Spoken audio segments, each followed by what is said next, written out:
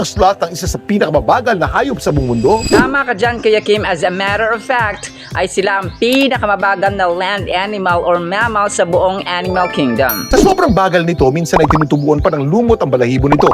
Tama ulit, Kuya Kim, pero ang pagkakaroon nila ng lumot sa katawan ay advantage sa kanilang part kasi parang nagiging natural camouflage nila ito pagtatago sa kanilang predators or possible hunters.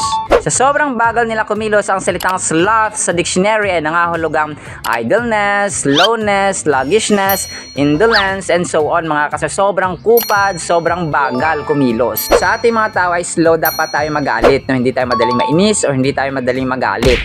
Sabi dito sa Proverbs chapter 14 verse 29, he who is slow to wrath or slow to anger, hindi madaling magalit, has great understanding. Matalino daw yung mga taong hindi madaling magalit.